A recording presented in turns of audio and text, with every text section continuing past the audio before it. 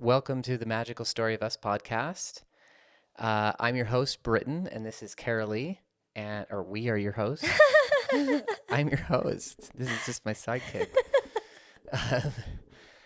Actually, this is our first episode, and what we want to do is actually kind of just go over generally our story and kind of give a big overview without a lot of the dramatic details, but our podcast is going to be an in-depth exploration of divine union, partnership, raising children, manifesting magic, the magical story of life that we all can experience.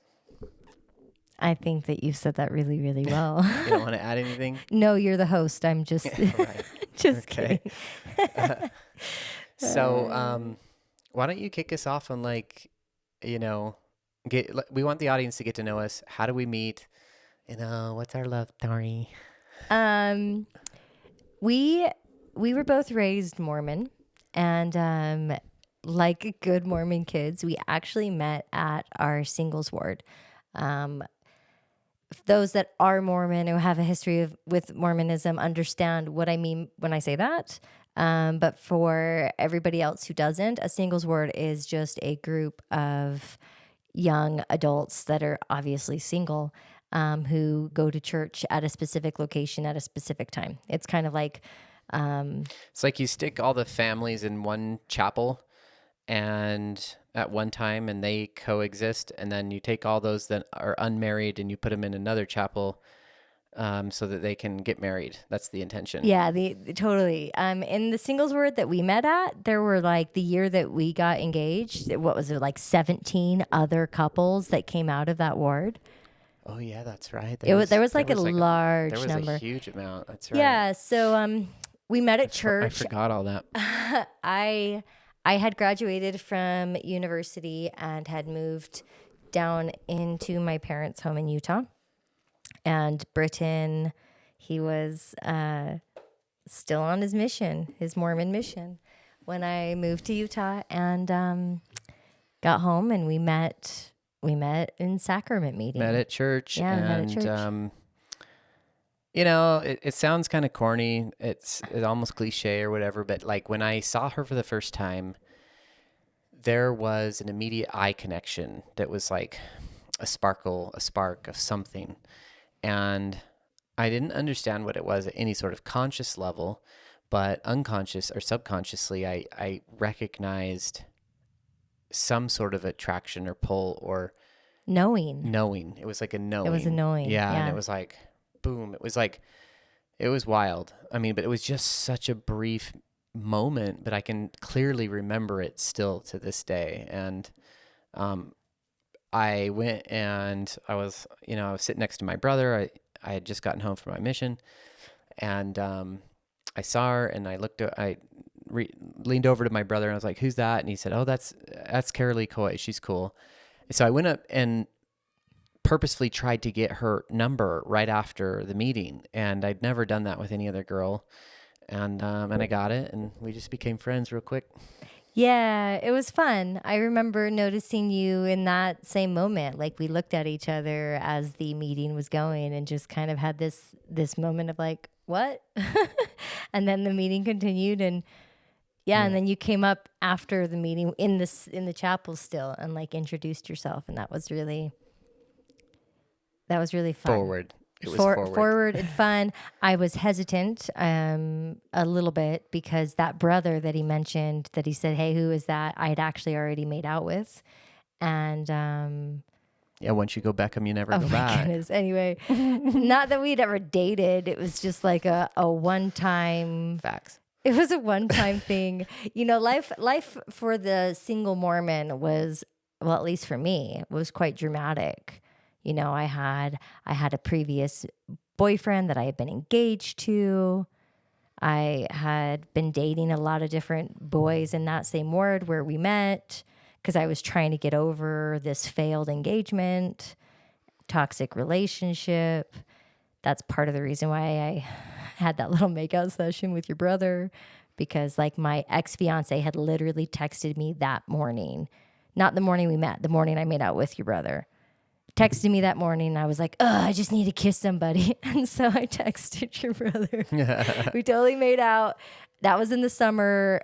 Britton and I met in the fall, in like September. Yeah. So it was a little bit awkward when we first started meeting, when we first like started kind of talking about hanging out. You felt the awkwardness. I didn't. so I already awkward.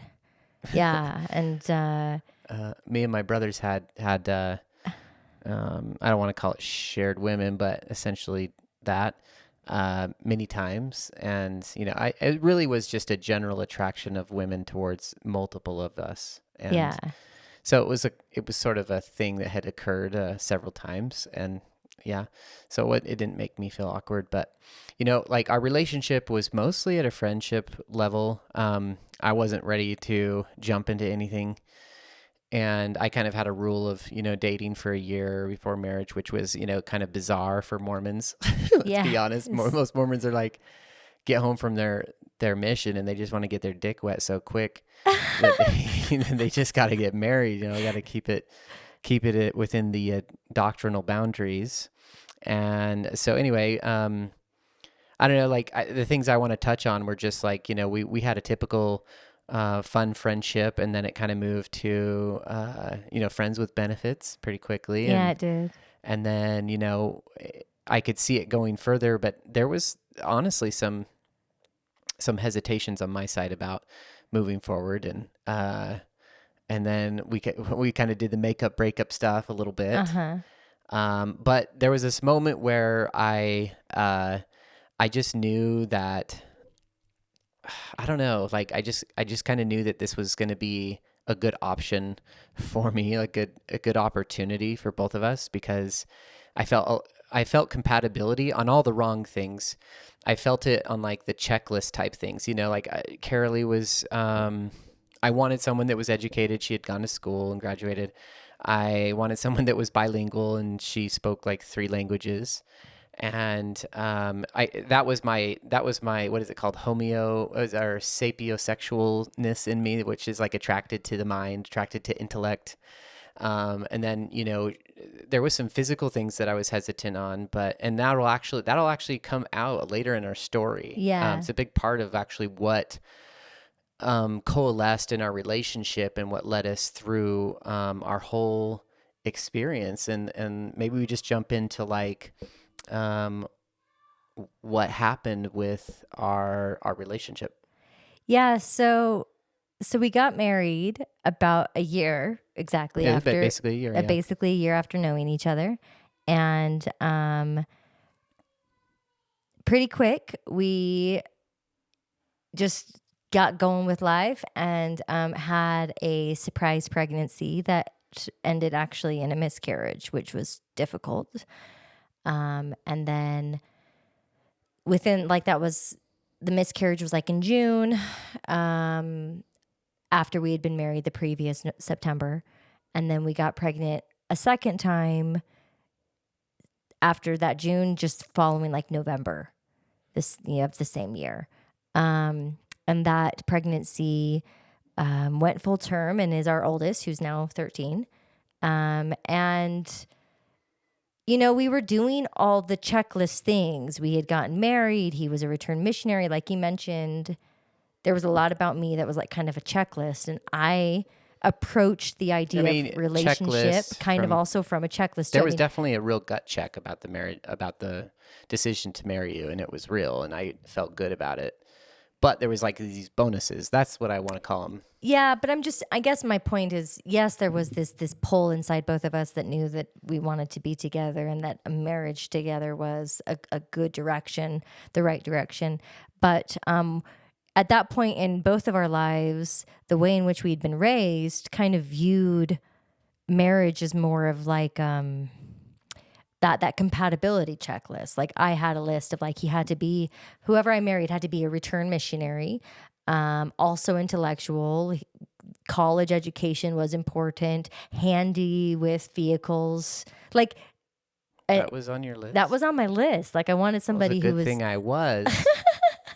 Capable. I mean, my dad was like very handyman capable. So I had like, he needs to be capable. And needs to love the scriptures, needs to be a worthy priesthood all the holder. Mormon There was a stuff. lot of like Mormon things in there that was like, this perfect picture. I mean, in fact, before I even met Britton, my dad came home from church and was like, there's a new Beckham boy that just got home from his mission and he gave a really good talk today in church. And that alone just kind of like pulled intrigue, like someone who was well-spoken, articulate, like smart, clever, very intellectually stimulating, and that's what you were. You were all those things. And there was this magnetic pull.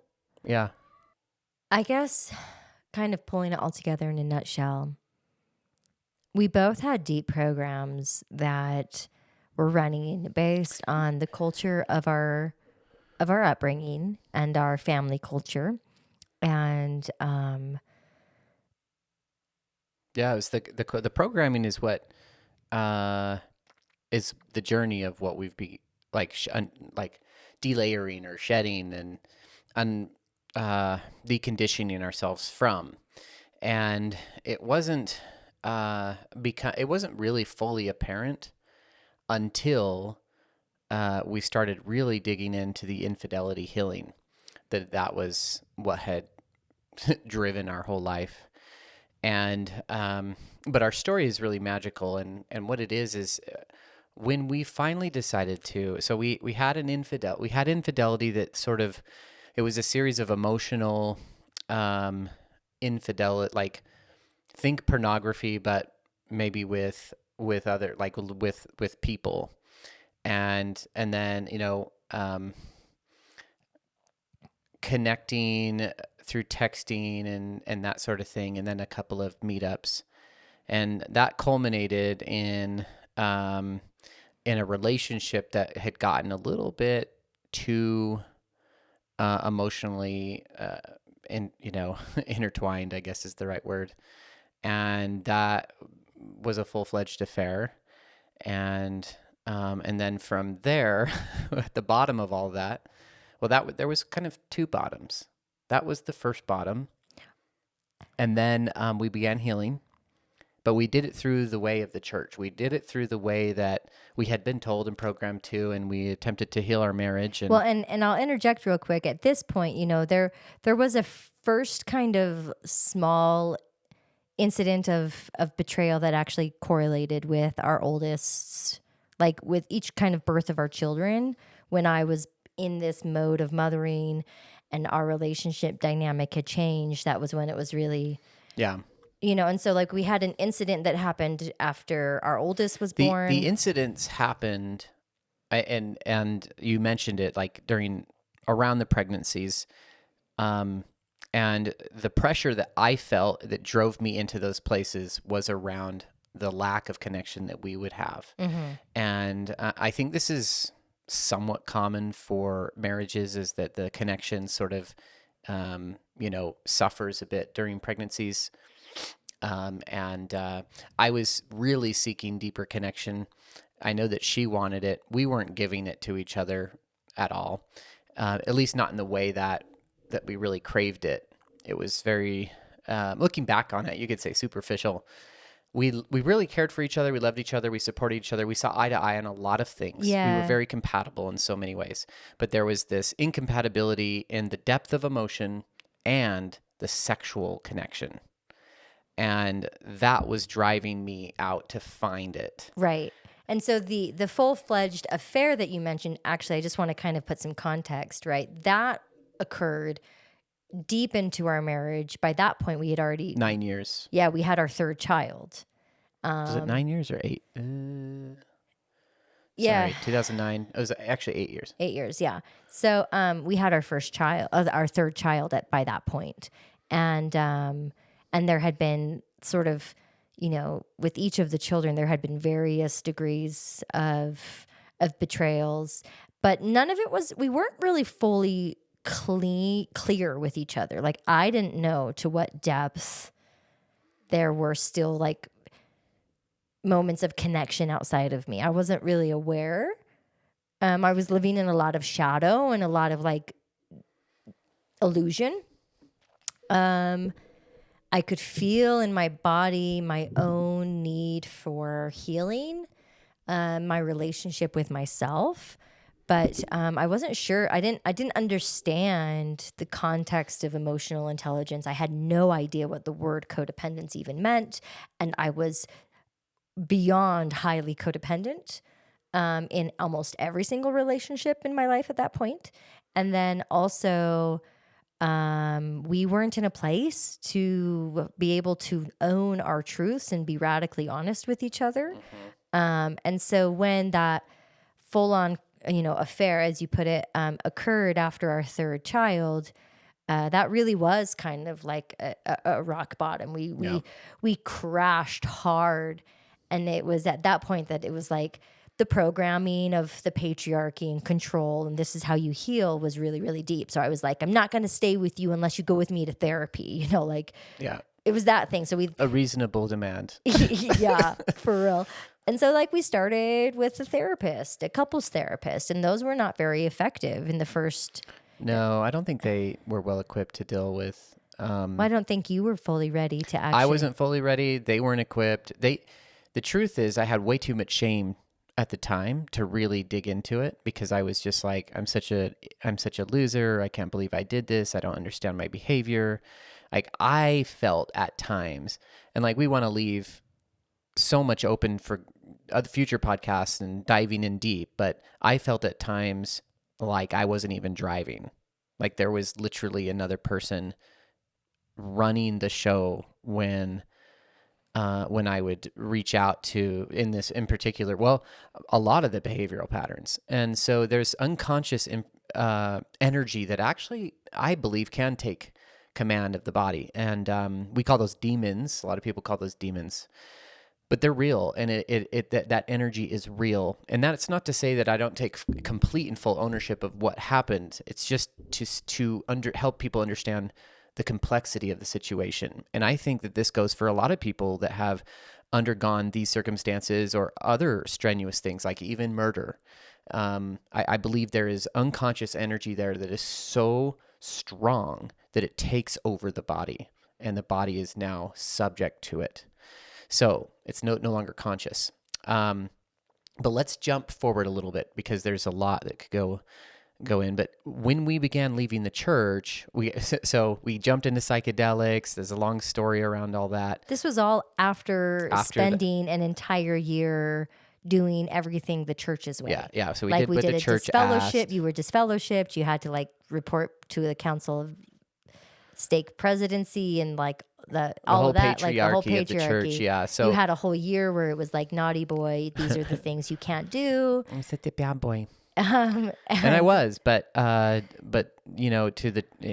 the church just has, it was so clear to us after that experience that not only did they not know anything about how to be emotionally intelligent, but they also had no program or capacity or understanding of how to support a woman through that experience, right? Let alone a man. I mean, for the way they supported me was simply my check-ins with the authorities of like, hey, have you been, have you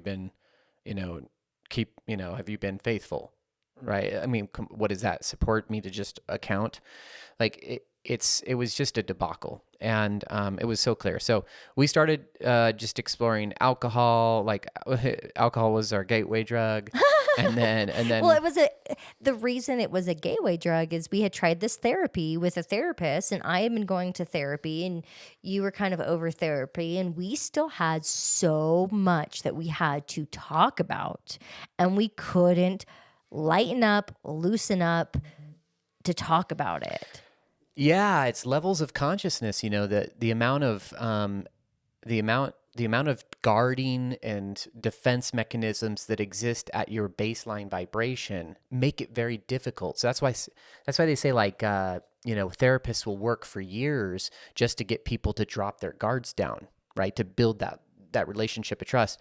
And then you can do mushrooms or something or MDMA or something and progress past all of that in a moment, because all of that vibration within you just vaporizes for a moment, and you can go straight to the core of the issue.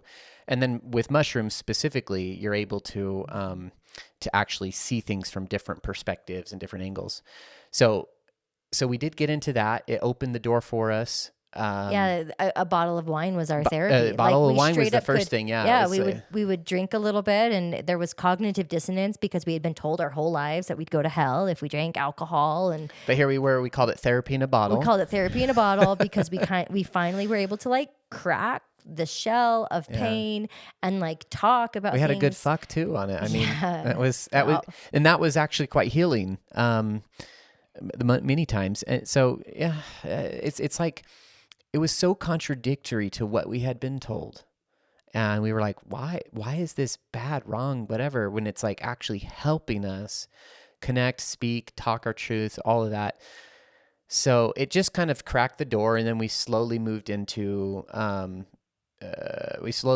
like cannabis, which had become a really cool thing for us. And then we were invited to do mushrooms, and there was a whole cool ceremony around that. And we did it the very next day. We left the church. Yeah, that was wild. We decided to do our first ceremony, our first journey, in November of 2019. And as just synchronistic timing would have it, it landed on a Saturday. And we did it at our home. We had a friend come guide us. Our kids were taken out for the day with our nanny away from the house. So we had the whole space. She understood what we were doing and was totally on board to support us, and keeping the kids, out of our area. And then the very next day was Sunday. And we, at that point in our relationship with Mormonism and with going to church, we were still Mormon. We were still active. We'd go like... We were less active. Well, we'd go like 2 Sundays a month, maybe, and then we'd probably just stay for like sacrament meeting. Yeah. And we were at this point very disinterested in the church. But I had I was in the primary presidency. I was like the second secretary because I told them they wanted me to be like the secretary, and I said, I'll accept the calling, but you have to know that I might not be at church and I might not do what you're asking, but like go ahead and like it's like we just want to put a label on you so that we know that you're in the here. flock. Yeah. So that's what we did. We went to church that Sunday because there was a primary program, which is the kids getting up and regurgitating like scriptures and scripts and things and songs all about a certain topic and theme. And we sat there, my mom was coming, grandma was going to come. It was like, yay, primary program. Oh, it's so cute. And we were still deep in the medicine of this profound journey, which for me personally, I had been striving for years at this point. I mean, it was 2017 when that rock bottom hit. So we're talking like a 2-year span from 2017, striving for all of the rest of 2017 and 2018 to do it the right Mormon way, seeing that didn't actually bring emotional healing through the mechanisms of control. I definitely didn't feel emotionally free from the trauma. I had deep PTSD, betrayal trauma, like moves in the body in a really just difficult way. And also, so there wasn't emotional healing on her side. And then for me, what the real healing hadn't actually happened either, because the way that you dealt with the energy that wanted to express was to bypass and create different environmental circumstances that hopefully avoided a trigger that would cause you to relapse in the pattern. So that right there is a metaphor for all addiction and all problems that people have. Yeah. And so I don't want to jump too deep into the details of anything because we can save that right. I mean, we could have bypass. We could talk about the mushroom journey for an entire podcast. I mean, we will. Yeah. But in a nutshell, that singular first journey, I had some profound visions that came, and I left that journey really feeling in my body that it was equivalent to like 5 years of therapy in an afternoon. And I, like, my whole body's still like, I can feel it buzzing. But it was more around the children, wasn't it? Well, no, it was around me. It was around... Well, I mean, your relationship with the children, or... What the visions that I saw were, I literally went back and revisited each of the births. Right. Like I was watching it outside of myself. Like I was observing my emotion. And then what connected, I was like, oh my goodness, how I was, what I was feeling, what was relevant at the time. My child got an imprint of this. Like some of that energy I can see in their personality, and how, like, are they carrying through my energy? Like, I had no idea this was even possible. It was revolutionary in my mind at the time Yeah. that there could be an impact from the mother on the emotional body of the child. Now I'm like, well, no shit, that makes sense. But like then I didn't know, and I watched it. I remember standing in the kitchen making this really yummy board of food, like kind of a charcuterie board, while I was tripping. And I had like, I literally, it was like I was watching my life like it was a movie. And I connected so many dots. And then that dove me onto this deep dive of like the mother, the maternal, the generational imprint on the child, and how that manifests in their personality, how that manifests in their triggers, and in everything about them. And this was like way before we even understood I didn't- things like how a baby in a mother's womb actually carries 3 generations of genetic code. Yeah, like Right? all of it sounds so like matter of fact and common sense to me now. But the thing I want to like really impress is at that time, none of that had been even part of anything that I had understood. Right. And so we did this journey. It was like I had this clarity around my own emotions and what I was holding and the impact. You know, I'm very empathic, and I didn't realize whose was what, you know, whose was whose and what was mine and what wasn't. And this has been part of my journey of deciphering. And it was profoundly beautiful. Like I was like, wow, there's so much more here in my mothering relationship and these children and myself. And then we went to church the next day because grandma was coming to see the primary program. And the contrast of the energies of what I had experienced in regards to our children from that mushroom ceremony, and then what I was experiencing the very next day. I mean, we looked at each other. Yeah, it was so clear. We truly just saw what was happening, and it was complete indoctrination. And so we abandoned ship immediately. We're like, abort. Yeah. And so we just, it was so clear to us. We jumped out and we were like, we just never looked back. We were done. Yeah, we And walked out of church that Sunday and we've never gone back. yeah. So then began our journey of real healing. Yeah. The true journey of healing, and that led us to all sorts of things. We discovered different modalities of emotional processing. Carolee and I were led to a school that same week. We left the church where I discovered sound healing, and she discovered a way to begin educating herself on how to emotionally essentially process her past and the children and things in the present.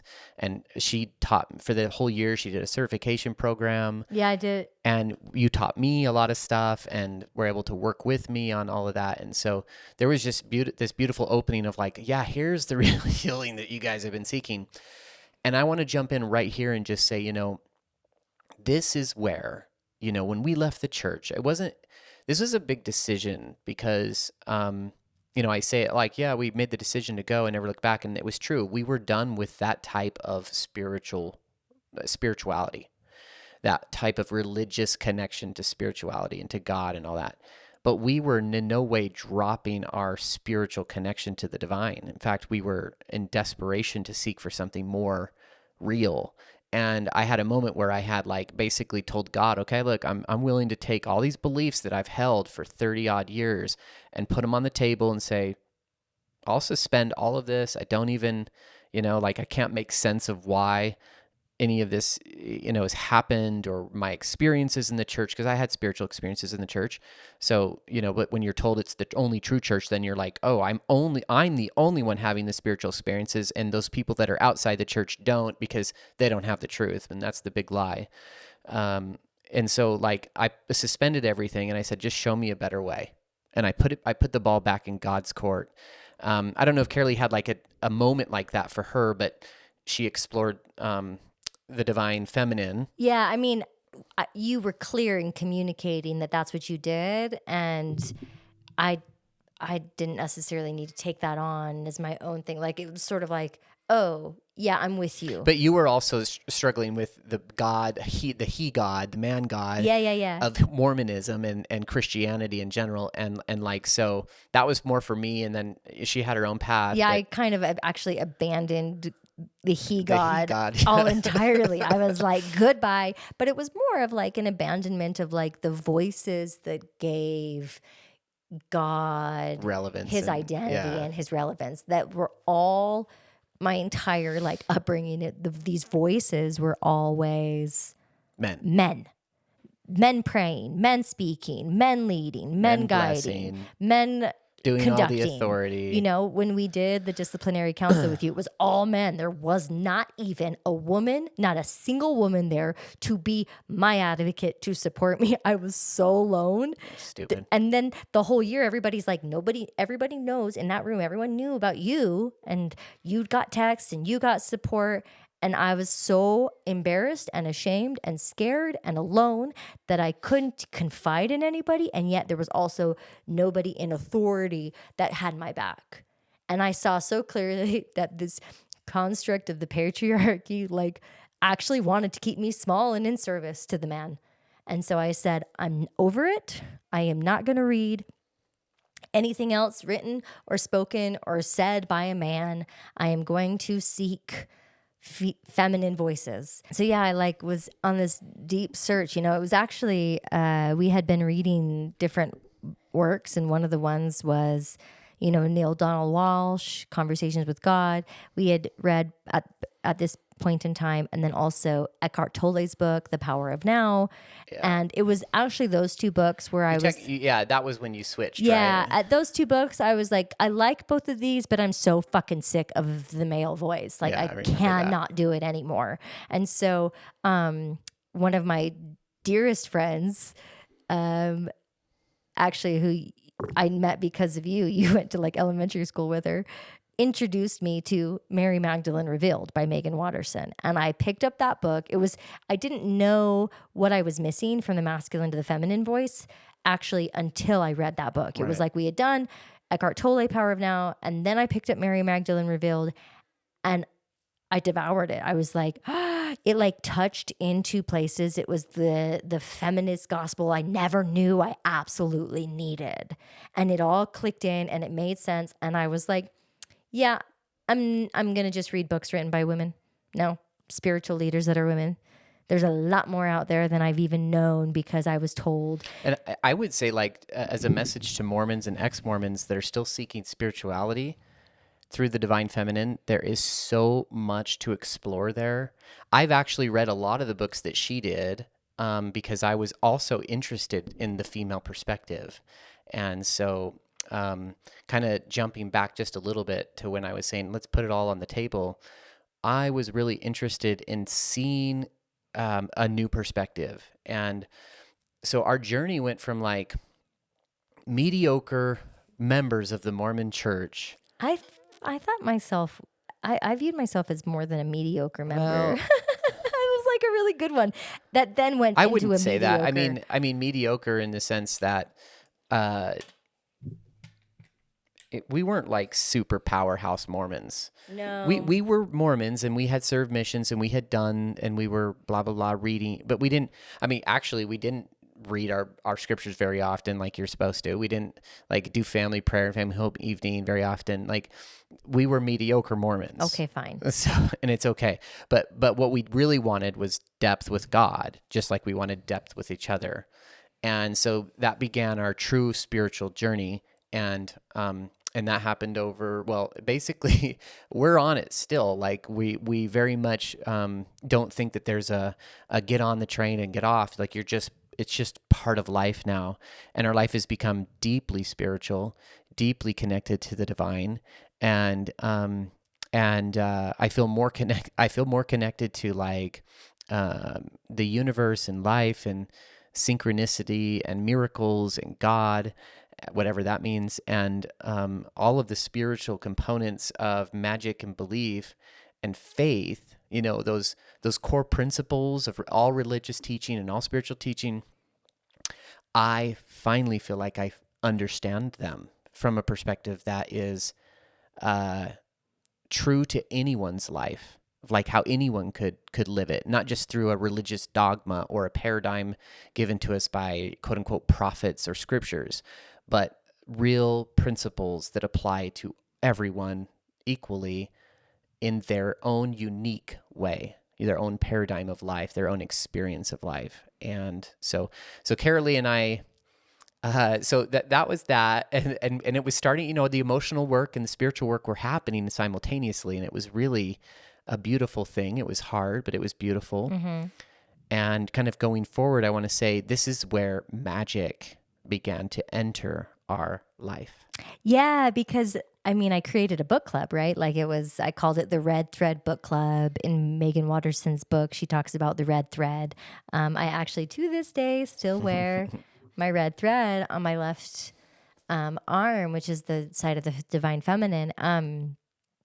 And I trusted that every book I would read for every month was going to come to me divinely and intuitively, and it was going to be a message that I needed. And I eventually, for the month of October, you know, we started in January with the Mary Magdalene Revealed, but that year in October, the book choice, because Halloween and that's fun, was Witch by Lisa Lester.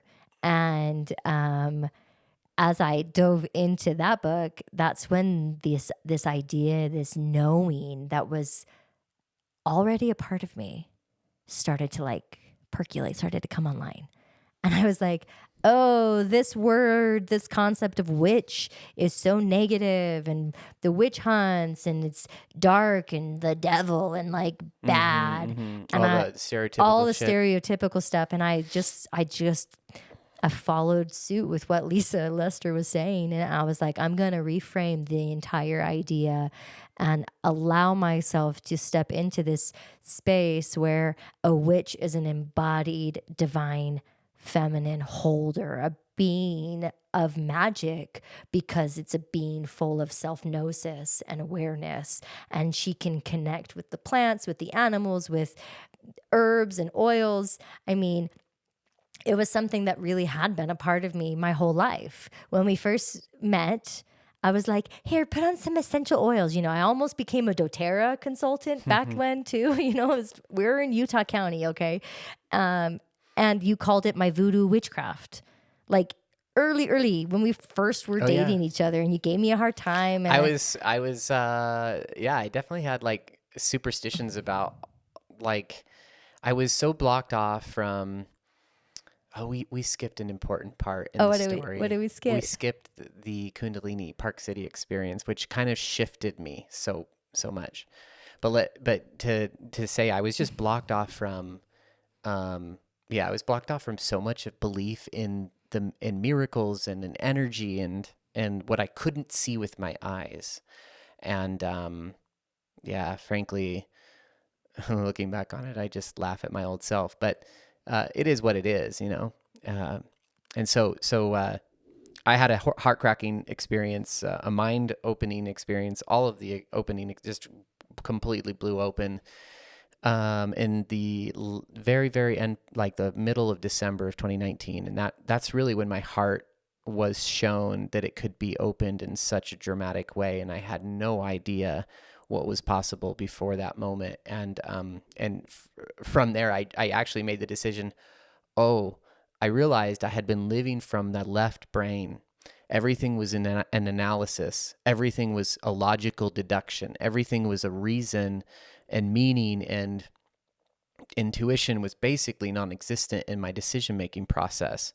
Even though I can reflect back on my life, and even marrying you was an intuitive decision, but I had mostly, almost entirely lived by that left brain. And I decided that I was going to let the heart lead me, and I was going to let my intuition, my love, my heart just lead me. And so it became a part of my journey right as 2020 rolled around, and you know, hasn't ever left. I remember that. I remember when you were like, oh my goodness, emotions are the language of the spirit. And up until that point in the toxic dance. It sounds so obvious, and I'm just, anyway. The toxic dance that we would do in our relationship was like, I'd be sad or triggered or holding a lot, and the overwhelm of kids or overwhelm of you, and and my emotions would come out like a normal female tends to, like especially the unhealed versions of us where it's sort of very projected and outward and not contained and not even grounded, but it would all come pouring out at you and then you would pull away. And it was like this dance with the overly emotional female and the overly logical male. Like we were so in that dance that when you had this break open and you were like, the emotions are the language of the spirit, I was like, what? It like shifted. It shifted everything. Yeah. It shifted everything slowly. It wasn't like this big, all of a sudden the next day you were like this grounded masculine but I was presence. now open to but you were open, and it was profound to be with, to be like, oh, which I mean, now if you could only implement the left brain for balance. I don't do very good with my left brain, I'm true. But here's the thing. My left brain actually totally understands the astrological components. Okay. That's where my left brain comes in, and it's like, I love this. You are a Cancer moon. Yeah. And that's all emotions about, is actually where I am. That's all about emotions. So my heart, and yeah, it's just like I finally accepted who I was, and so kind of fast forwarding again. So we spent as she was getting into the divine feminine, and then she started jumping into the little story about how she got into moon stuff, which you can talk about.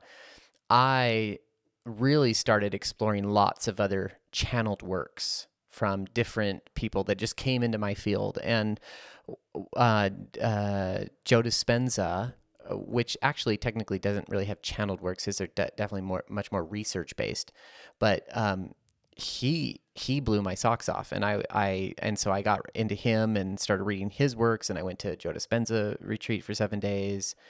And all of that was just working to really open up my mind to infinite possibilities and living in alignment, which attracts the life that you truly consciously call in. And so it was really powerful for me to like have a heart opening experience, and then begin to integrate spirituality from that perspective as a masculine, and look at life as like, I kind of just began just seeing everything as energy, and how can I align my energy? How can I feel more? How can I call in the infinite possibilities of what's available to me to be in my experience? And so magic was, and of course all that's magic. And so magic just became this beautiful part. So do you want to talk about maybe like the moon magic and like the we call it cosmic clock, but the moon magic that really started to really change us? Well, I mean, yeah, like just that on itself could be multiple conversations, multiple podcast topics. But in a nutshell, keep in mind, and this I don't necessarily need to say for those who have been betrayed, but I will just say it because it's really validating to hear. The way betrayal permeates the energy body and the emotional body, we can call the reactions, the responses, the triggers PTSD. And it's a very difficult energy to sit with. There's a lot of anger, there's a lot of rage, there's a lot of sadness, there's a lot of, it's really rooted in not feeling safe. And so and the body being horribly scared to re-experience that not safety. Oh, yeah. Like the anxiety and the lack of safety were like, whew. It's like anything, like a text from a woman to me, that was completely vanilla, could trigger this response in you, and you could go into increased heart rate, emotional anxiety,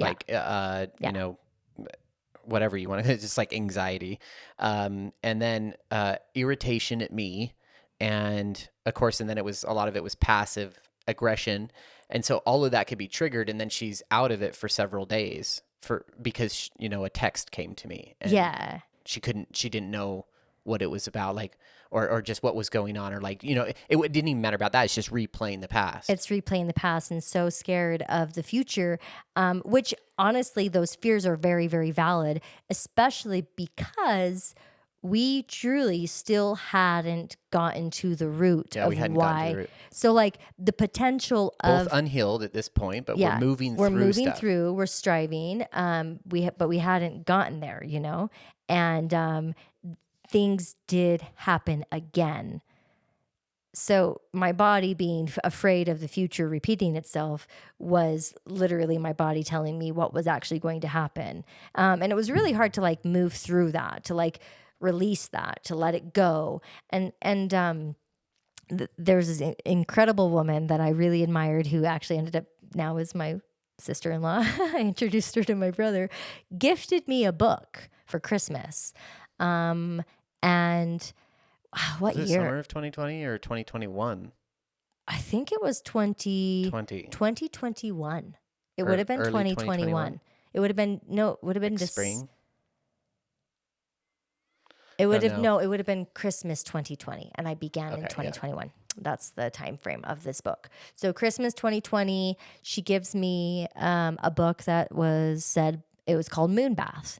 And it had, the moon is full in winter, and here is something, a self-care. Yeah, it was super generic. It was super generic. It was like full moon, winter, full moon. This is Summer, what you do. summer, full moon, fall, full. It was like all the seasons, and they had new moon. Certainly a good beginner's like book. It was perfect. It was new moon, full moon, and then like quarter moons, or or waxing and waning. So there were 4 phases, 4 seasons, and with each one there were bath tea blends. Get these herbs, put them in a tea, light a candle, do this self-care practice, massage your feet with oil, get in the bath, have some music, massage, like sit in this Kundalini meditation. There was just different exercises, and the book had them all connected to the phase of the moon and the season. Yeah. And so I began doing this with no idea what it would do for me emotionally, but more from a place of this feels really good. Now, knowing what I know about myself, that again, we're going to talk a lot about astrology, so I'm just going to throw some things in, and you may get it, you may not, and eventually it'll make sense. But like as a Taurus Venus, a sensual bath with wine and chocolate and music and you herbs. always did like wine at that time. Yeah, like it was I turn on the music. We had in our house in American Fork, you beautiful had in-ceiling speakers. Yeah, speakers. So the sound was great, and I'd have these herbs, and we cleaned out the bathroom closet one day and had this whole empty shelf, and you were so excited because it was clean. And what did I do? I went and bought a whole bunch of like little bottles and jars and lids, and I filled it all up. Really, you're like, made it an apothecary immediately. And yeah, immediately. So I would go buy these herbs, and I'd make these bath tea blends, and I'd pour them in the bath, and I'd start just bathing with the moon.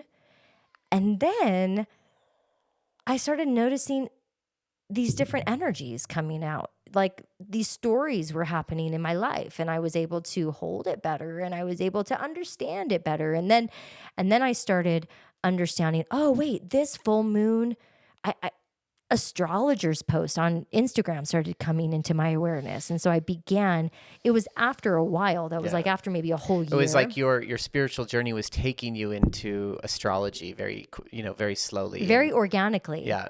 And so all of a sudden, when I would read, I was like getting ready to do my full moon bath, and I had all my herbs, and I was going to do this beautiful little self-care ritual. I didn't even call it really a ritual at that time, just this self-care practice. And I'd read a post about what the moon was doing and what these astrologers were saying could possibly be happening in our lives. And it blew my mind, because I was like, they're describing the exact thing that I'm going through. How is this possible? Like in a really beautiful cosmological way. Like what? It really kind of, and so I just started realizing there's something to this energy. Well, it's like everybody knows astrology. We've all grown up with like the very just the basics. sun. Yeah, just like, oh, what's your sun sign or whatever. But this was a little bit deeper than that. We're starting to drop into the moon more. And I will say it was, I don't know exactly where I caught it. I jumped on board with you with the moon, but I remember one specific text message I got, and it was, Ooh, tell me. I want to know. What do you remember? I'm so excited. it was a picture of you masturbating to the full moon. Oh, yeah. Okay. And I was like, and you were, it was like a beautiful photo too. And I was like, I think I need to get into this. So we started doing them together. I remember that you were out. You were Yeah. out with a friend that night, Uh-huh. and the moon was full, and I was doing my bath ritual, and yeah, the moon was. You just, had the back sliding door of our bedroom open, and there was a full moon shot. Yeah, So yeah. it must have been full moon, and it was rising because it was the east. And you're there, and you got your thing, and it was like, oh my God, this is beautiful. And I was, I like you know, literally was. I don't know if I was, had started working You with really you hadn't. before that, but No. that was definitely something I remember. And so I started doing the baths with you, Yeah, and you we would were do doing them them together, and we both got pulled in. I feel like Carolee has definitely been the leader in this in such a drastic way, and frankly, I was so glad because I felt like I was leading spiritually for so long during our marriage, you know, in Mormonism, which was just a debacle anyway. But this was like real cool, and you were doing it, and you did it simply because you wanted to, and you Yeah. felt good doing It felt good. It felt fun. It felt playful. It felt playful, intuitive, good, connective to the divine. And Yeah. I think without dropping too much deeper Yeah. into the details of all that, that was the turning point in our life with astrology Yeah. and magic. Yeah. And what we found out was that you can use moon energy to manifest. Right. And that's when, and then I was connecting with Joe Dispenza, which is all about manifestation and connecting into the Well, infinite. the moon energy to manifest didn't actually come until after ISTA and during our travels. I was just connecting with the moon energy for fun. We jumped into magic and manifestation. That was a big part of like 2021. And then it really became a thing in 2022. And we kind of put it to the test. And we had some really cool manifestations. And also in 2020, the end of 2021 was a hard year for our marriage. We almost decided that through our healing, we came to a point was like, is this even worth staying together? The PTSD was so strong. The triggers were so hard. We both knew that we loved each other. We both knew that we wanted to heal, but it was almost like my mere presence was too much because it was like impossible to get through the triggers. We weren't making progress. It was like spinning the wheels, and rightly so. It was a difficult time, and all of the past had been re-brought up with the double dip in our marriage, like the hitting rock bottom a second time. And that was that was an emotional, or around Eva's birth. That was an emotional affair again, but it was not and it was short, but it was tender. It was an extremely tender one because of the closeness of the relationship with her being friends with us. So I'm trying to go forward. Okay, so then what was really cool was we just were like, we needed to decide whether this relationship was going to make it or not. So one day I woke up I was about to head to work, and it had been I think it was August of 2021, and we had been through the ringer on our relationship for the whole year, and we were just like not making progress. And I just said, Carolee, would you be okay if we just did MDMA today and I didn't go to work? And and I was, in my heart, I knew I wanted to have a conversation about, do we just need to separate so we can heal? And it wasn't about, I don't want to be with you. It wasn't about that. But I knew that was the conversation I wanted to have. And I told her, I said, I think we need to have a conversation about separation and what that looks like, and if it's something that we need to do. And would you do MDMA with me? Because I think I've been, it's just funny how the universe like gives you the right people at the right time to put ideas in your mind. And one of the ideas that came to me was how MDMA is so useful for couples. And so many friends had said, and so I was like, okay, I'm going to try this. So I called up my boss. I worked at a plant medicine company at the time. I had kind of partially shifted out of my career of software engineering of 22 years into a plant medicine company working as an IT like software person. And I said, hey, I just need this for Carolee and I. And they offered me the medicine and a place to do it. And we went over, and we spent the day at one of their houses and did MDMA. And we thought we were going to just go into a really deep, long conversation around, is our marriage viable? Yeah. Do we need to separate? Do we need to like consciously do this so that we can heal? Yeah.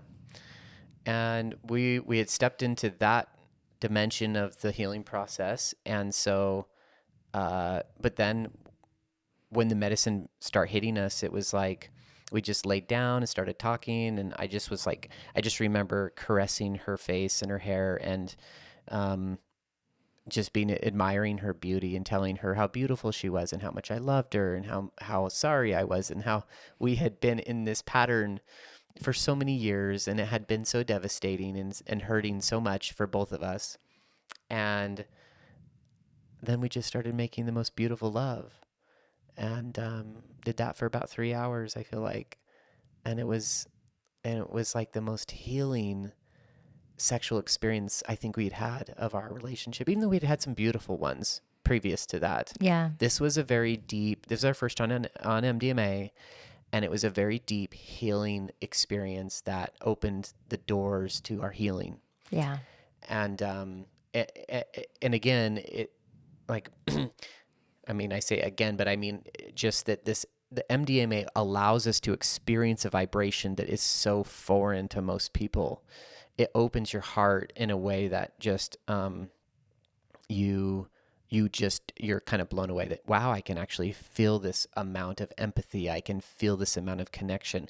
I can feel no judgment towards another person. Like, imagine talking about infidelity and having all of the judgment that normally blocks your ability to speak, to communicate, to feel, to empathize, she could empathize with me on that, right? Like my situation of like where I wanted connection, and I could empathize deeply with her betrayal. And so it was such a beautiful experience, and the lovemaking was so blissful. We were just like, no, we don't want to separate. This is amazing. We have this deep, deep love for each other that had always been there. It wasn't superficial. It wasn't drug induced. It was what had happened was we were allowed to feel it again after so long, after so many years of being raked through the coals together through this thing. And it totally shifted us. And it was that we got a sort of like a boost, a mushroom from Mario. It was like boom, boom, boom. Like we were able to start to reconnect and like, okay, this gave us like that determination and commitment, and things really did shift. It wasn't like it was the healing journey was over by any means. Fuck no. No. No. There was a No. lot more to deal with, and not just, again, this was a healing journey for her and her embodiment, for her to find what her truth was. It was a healing journey for me to find my truth, and we are going to talk all about that because there's a lot to discover about our own truths. But that was a beautiful experience. And then kind of, like fast forward is when we started, and I felt like I needed to leave my career. That was kind of the next big thing. It was just a few months later. I was like, I can't do the 9 to 5 anymore. It's just too much for me. And my soul is saying, dude, you can't do this. You're killing yourself. And I felt like I was in prison. So, I think this might actually be, we need to do a 2-part on this. Cause like, think about what's left to talk about, right? So even at a high level, so let's just say we got to this point in our relationship where it became apparent that we did want to heal together, that we were deeply connected, and I think deeply in love. And we had such blissful sex that day. I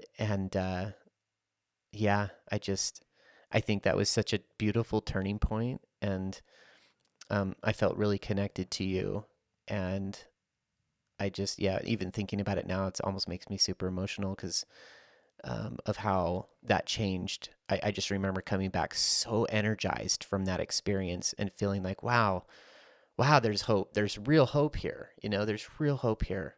So, and funny enough, like just before that, we were in just, it was so thick. And I remember taking Emerson to soccer, and this is such a funny thing. I was just like praying. He was at soccer practice. I'm just waiting for it to get over. And I'm praying and I'm just, is there a point to any of this? What is, what is the outcome? What is going to happen? Should I just move on? All those questions were on my mind. And like when you're in those moments of deep inward reflection and deep connection with the divine through the heart, you feel when a message is for you, you feel it, and it can come from anywhere. It can come from a post on Instagram or some social media post. It could come from a friend. It could come from a phone call, a text, whatever. And what came for me was the song by One Republic, "Good Life," or no, the future. The future looks the good. future looks good. And I remember it came on, and it was just like this beautiful high energy that kind of moved through me and gave me hope that it's like, no, the future does look good here, and it looks shitty right now. Like you feel you're in the thick of it, but there's some a beautiful experiences to be had. So I held on. I remember that actually being a moment where I was like, okay, that's enough. That's a message that I can feel into. And yeah. So we'll stop there and then let's pick it up and we'll do a part 2 to our introduction series. Okay. I like that. Yeah. Just to kind of add my last little bit to what you said to close up today,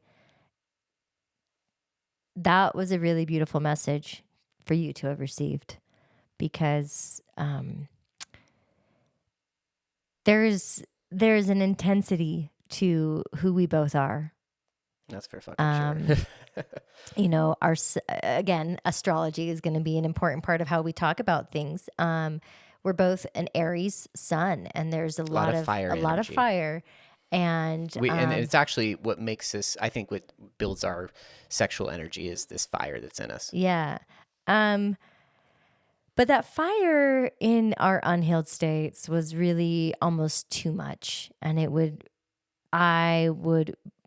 PTSD in my body made my baseline really almost toxic. We have a really ghetto setup, and frankly, well, maybe we edit this part out. I'll just repeat what I just said. just jump to it. That fire energy in both of us, almost the way it was manifesting in me, was angry, toxic, combative. Just really, I just was so. The fire was intense, and our synastry of our birth charts is actually quite beautiful in that, like, where your moon is, where your Venus is where my moon is. And that, I think every time we do medicine together and we reach this place of like ultimate cosmic bliss, I can't help but just appreciate that our birth chart synastry sort of really shows that there's this deep energetic connection that's always been present in like who I am and who you are and who we are together, And so like we were able to, through these medicine journeys, touch into the divinity of who we are as individuals, but also like the divinity of who we are as a couple. And it gave us that anchor to say, okay, from here we can heal. But oh my God, it was so much work to heal. And that's the message that we want to talk about, is like we gave everything to healing. I knew very early on, especially through the trauma-informed yoga therapy that I was doing that started in 2017, that with or without you, I had to heal. Yeah. Just separating, not being in relationship anymore, would not take away the PTSD. And I think this is an important message that we should close with, that like when it comes to healing, you cannot run from. No. You cannot create a circumstance in which you are quote unquote healed when you haven't done the inner work. Yeah. So that vibration of oh, what's happened to me would possibly, very possibly come back again Yeah. in a different relationship, in a different Yeah, form. you could attract the same type of Unless experience. I was able to recognize the roots of it within myself. And this was the beauty of healing, is you find out actually that it's not never one-sided. Your experiences, like infidelity, can seem so one-sided, like, oh my God, he or she cheated, and like, how could they do that? And there's so much blah blah blah, and there's so much anger out in the world about people that cheat. Yet, frankly, it's around 50% of all relationships. So that's an interesting thing. And so, but the truth is that there's always a balance to energy. So why are two people having the experience? Why is one feeling betrayed? Why is the other one betraying? Right? And actually, both of them can feel betrayed. And so there's a lot of there's so much to learn, but the spiritual component, the spiritual nature of our experiences are there for helping us understand where we need to grow and expand. And for her, the catalyst of the infidelity and the repeated pattern of it really put a ton of pressure on her to understand what the fuck was going on in her to be in this situation. Yeah. And it put a ton of catalyst on me to figure out, why am I repeating this so much? And without going into too much detail, one of the things that I had to overcome was the belief that I was just overly sexual, and that I had a sex drive that couldn't be contained or met or satiated. And the truth is, because it was blocked and repressed, that was true to some extent. But once I was allowed myself to feel my energy, accept it, and actually allow myself to just be the sexual person that I am, then the energy was like, oh, thank you. Thank you for noticing me. Thank you for accepting me.